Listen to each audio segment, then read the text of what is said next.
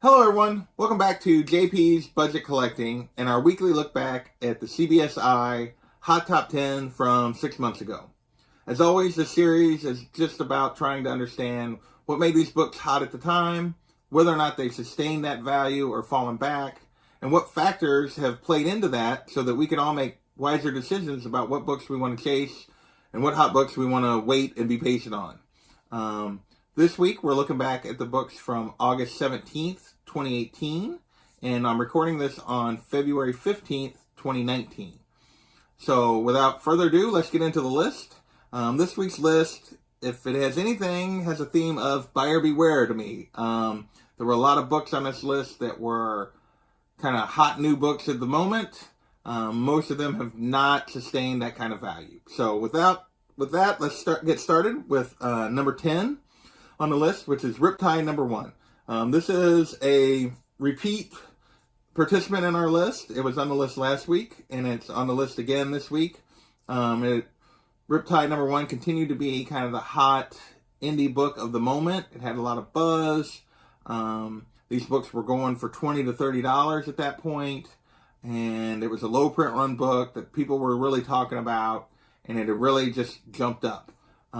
Since then, this book has fallen back considerably. At this point, you can get this book for $5 to $10, so just above cover price. It is, and you can actually get the entire series, 1 through 4, for that $20 to $30 range, where this book was going individually back in the summer. There are some, at this point, there are some 9.8 slabs out there. I could not find any sales for them at the moment. People are asking $90 to $100, and that seems to be too steep of a price for anyone to want to bite on this. This book, there's been no option talks. There's nothing buzz around it to have sustained it, and it hasn't sustained. So with that, let's move on to number 9 on the list. This is Star Wars The Last Jedi adaptation number 4, the 1 in 25 Reese variant, and this is the Holdo cover. This cover appeared on the list several times during the course of last summer. And it is, for some reason, the one of these 1 in 25s that has managed to sustain itself. We talked about another one of the 1 in 25s last week, and it dropped way back. It wasn't selling for anywhere close to what it was back in the summer. This book back in the summer was going for $60 to $70, and now it's $75 to $100. But part of that appears to be there just aren't that many of them out there. But I could only find 3 sales in the last couple of months, and there's only 2 currently listed on eBay. I couldn't find any slab sales or any listings for slabs. This book appears to be just one of those, because it was such a low print run and yet in a high ratio variant, there just aren't that many of them. When they move, Star Wars fans jump on them and have sustained the value because they like the cover, but I don't know that there's much market for this. I don't think this book is going to continue to move up or anything like that. I think this is just where it's at. And number 8 on the list is Vampirella, Roses for the Dead, number 1, the Mike Mayhew Virgin variant. And all you have to do is look at this cover to understand why it was the hot book of the moment. A sexy Vampirella cover, really well done, and people were jumping on it. At the time, it was going for $50. But since then, this is another book that, despite how beautiful this cover is, has not really sustained. It has fallen back. Now it can be had for $15 to $30. And there have been a couple of 3 recent 9.8 sales, and they've all went for right at $119. So $119.99. So that's been the sale price, and that's what they're going for. These books can be had for $30 raw. So this is a book that, it's a beautiful cover, but could not sustain that kind of peak at $50 that we saw back in the summer. And number 7 on the list is another one of the Infinity War covers. This one's the Infinity Wars number 2, the secret variant that reveals Gamora's face under the Requiem mask. And as we've seen with several of these over the last couple of weeks, there's been different books related to Infinity Wars and the reveal of Requiem as Gamora, and her killing Thanos, and all that went into that, the buzz around that initial part of that Infinity War story. So a bunch of these books spike. But what we've seen is none of these books have maintained. Whether it be because the story didn't end quite as well, like the payoff wasn't quite as good as what people were hoping, or it just didn't have enough momentum to keep it going. These books have all fallen back. They all represent Gamora's back to being Gamora. She's not going by Requiem. So it's really just, they've all kind of fallen back to where the lower levels. So then this was a $15 to $20 book. Now this is a $5 to $10 book. And if you actually look at sales of 9.8s, a bunch of people tried to slab these really quick and flip them. And the recent sales for these are going anywhere from as low as $12.50 on an auction for a 9.8 to $50. Most of them are going in that $30, $40 range, which is basically the price of getting a book slabbed. So there's not really much of a market for this book at this point. Again, this was one of those hot books of the moment that just didn't have any staying power. With that, we're going to move on to number 6 on the list, which is Aquaman, number 39, the Middleton variant. And this was going to be the next Batgirl 23. Yeah, there's been a bunch of those, and almost none of them have mounted to anything. The time this book was right at just 2 days after release was going for $10 to $15. Now it's going for cover to $10, with 9.8s going anywhere from $20 to $30. So not even getting their money back on the cost of trying to slab these books. It's a beautiful cover, but it was one of those that people had a long heads up about, knew it was coming. People wanted it, ordered it. So there really wasn't the secondary market for it like there was for 23 that had like a short notice that it was coming and people didn't get it ordered. That's, I think, going to be the subject of my next Collecting Smart, is talking about some of these regular variants, what makes some of them hot, what doesn't, and trying to see those patterns. But this is just a book that didn't have that kind of staying power like the Batgirl 23. It's a beautiful cover, but there's just enough of them that the people that want them can get them. With that, we're going to move into the top 5. And this week, the top 5 starts with The Kitchen, number 1, the Ming Doyle 1 and 13 variant. This was, at the time, CBSI noted that there wasn't any specific news about this book, but there were some rumors, and those rumors alone caused it to jump from $10 to $30. Since then, we now know that those rumors are real. They are making a movie. It actually has a scheduled release date of September of 2019, I think. Yes, September of 2019. So it's supposed to come in later this year. So that has kind of sustained this book, unlike some of the others on the list. There's not very many of these out there.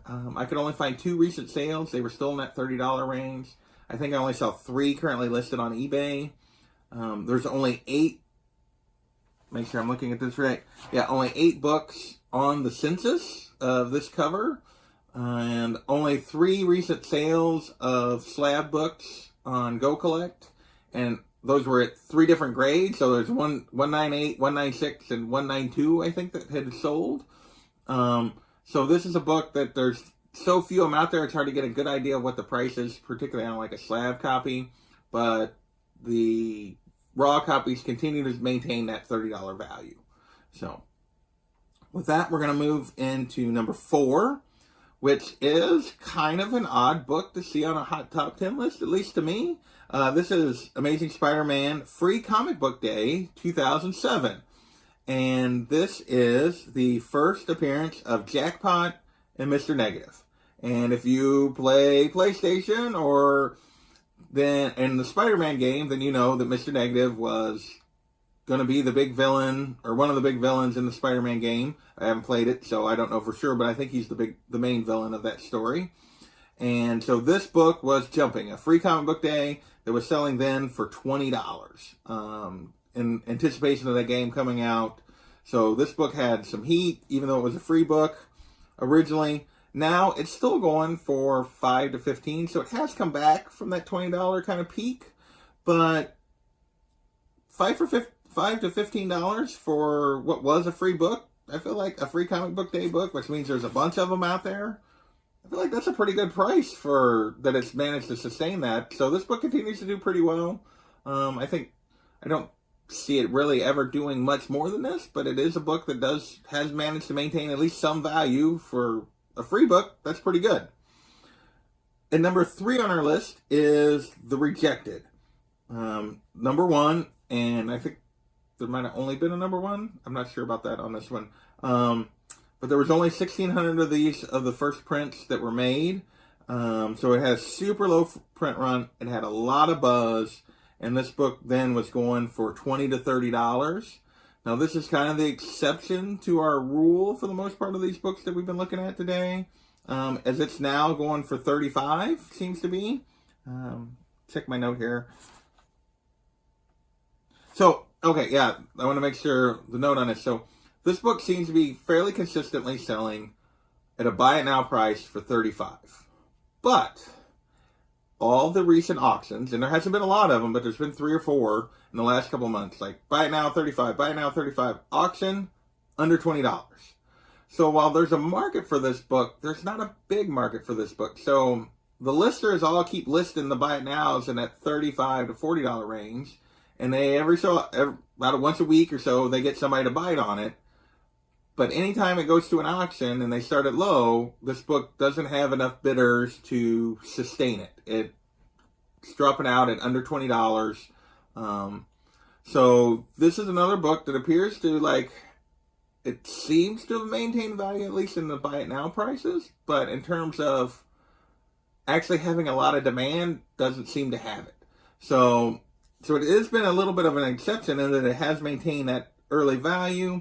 But it's hard to tell if that's really going to last in any way, shape, or form. As for slab copies, I can only find one sale of a slab copy on Go Collect. It was for a 9.8. It was a couple months ago. It went for $250. I don't know that this book can sustain that. I think if there were a few more slabs out there, I think it would be hard. There doesn't appear to be many slabs, so maybe anytime you get one, it's going to be hard. Like I said, it's only a 1,600 print run. So I think this book is going to have value, but I don't know, unless some kind of movie or TV buzz happens, I don't know that it's ever going to do much more than what it's doing right now. At number 2 on the list is Carnage Mind Bomb number 1. And this one just seems a little crazy to me. So basically what happened is they interviewed Donny Cates talking about his Venom run and the upcoming Web of Venom stuff where he was going to have the Carnage Born or Carnage Reborn or whatever. And he stated that Carnage Mind Bomb was his favorite Carnage story. And so people took that as he was going to tie some of what he was doing back into that story. And this book jumped from $10 to $20 to over $100 for a raw copy. At the time, it was going for more than ASM 361 for Carnage Mind Bomb, which, by all reports, is a really good story. It's a cool cover, but more than 361? Anyway, and based on nothing other than Kate saying that it's a story he loved. So now we've come back a little bit to sanity, but it's still going for up until the 1st of February, back in December, January, they were still going for $50 to $60. Since around the beginning of February, there's been 5 or 6 sales. They've all been in the $30 range. So we've seen, even since the end of January, we've seen a significant drop in this book. So this book continues to come back to probably a level that's more realistic for it. Given where 361 still is, that good raw copies are anywhere in that $60 to $100 range kind of thing. So that seems to, this book has come back to sanity a little bit. 9.8s are also kind of interesting. Like over the last couple months, they've literally ranged from $99 to $200 for a 9.8 copy of this book, with just about every price in between. I've seen $175, $150, $140, $114, $125. Like I said, $99, $200. There've been the prices for this have been all over the board for a 9.8. So there's demand for this book, but I think that a little bit of sanity has returned to putting this book more in level of where it deserves to be, as opposed to where it was after Kate's talked about it, where people were actually spending more for it than they were for the first appearance of Carnage. And last but not least on this is Amazing Spider-Man 212, the first appearance of Man. And to me, this book is a trap. This book, what happened back in the summer, I don't know if you remember, is Tom Holland posted a little thing on Instagram or somewhere where he gets blasted by a water cannon, and everybody was like, Spider-Man's going to be in the new movie. And this book jumped from $10 to $20 to $60 to $100 plus for raw copies. Since then, the book had fallen back some. We got the trailer in January, and in January's 9/8, we're up to $550 for a 9/8 copy. Since then, they have come back as we've moved away from the trailer a little bit. 9/8s are down to the $350 to $400 range. Nice raw copies are in the $40 to $60 range. So a little bit of sand is returned on this book, but I have the feeling this book is right now would be the time to sell this book as opposed to buy it. I think the odds are that we are not going to see Man in the movie. I think it's the water monster we see in the trailer is Mysterio. If Mysterio is the villain of the movie, he's all about special effects and fooling people. I think that's what we're seeing. This is my personal opinion. And even if Man is in the movie, we've already established that Mysterio is the main villain of the movie, which means Man is going to be a bit villain of the movie, going to have a small part. I think once the movie comes and goes, this book has nowhere to go but back down. That's my personal opinion. I just don't think that it's going to sustain where it was at back in the summer. It hasn't, and I don't think it's even going to sustain where it's at now. This, to me, is the opposite of the good time to get in on ASM 212. I think they've been playing up Man and Sandman. You see, I have them, the only cover of the two of them that I could find when I was looking back through my old Spider-Man books. Molten Man. They played up all these elementals potentially being in this movie. I think all of it is Mysterio. I could be wrong. I don't usually try to give my opinion on this necessarily. I just think this book has been a bit of a trap. I think people have been overpaying for it. Man is kind of a 2-bit Spider-Man villain. That's the reason the book was $10 to $20. I think this time next year, it's going to be back to being a lot closer to a $10 to $20 book than it is going to be a $50 or $60 book, which it is right now. So, with that, that is the list from 8/17/2018. I want to thank you guys for joining me, and we'll see you next time.